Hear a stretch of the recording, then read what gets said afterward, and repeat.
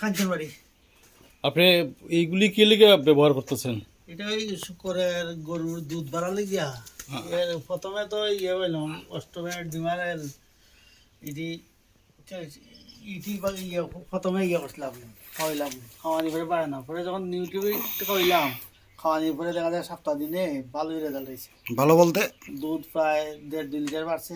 আচ্ছা। শুকরে তো দুধ আসলো না, তবে এটা খাওয়ানি পরে শুকরেরও দুধ বাড়ছে।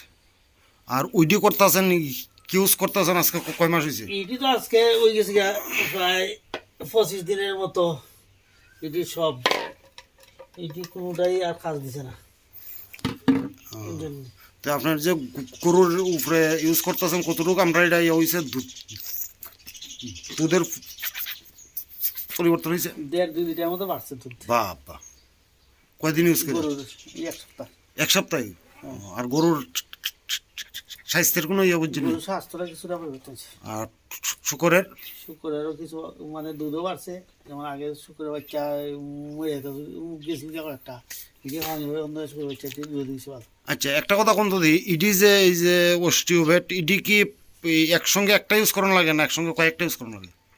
এটা তো ইয়ে হয়ে যায়, এটা যতদিন যায় হ্যাঁ, এটা এর চেয়ে তো কম দিন যায়। কম দিন যায়। যেটা যেমন জায়গা ধর না ইয়ে খালি শুক্রের লাগে যদি আমি ইউজ করি যাইব 12 দিনের মতো যাইব। আচ্ছা, কিন্তু এটা গরু আর শুক্রে ইউজ করে 7 দিন গেছে, আর এটা জায়গা 3 দিন বা 4 দিনে শেষ।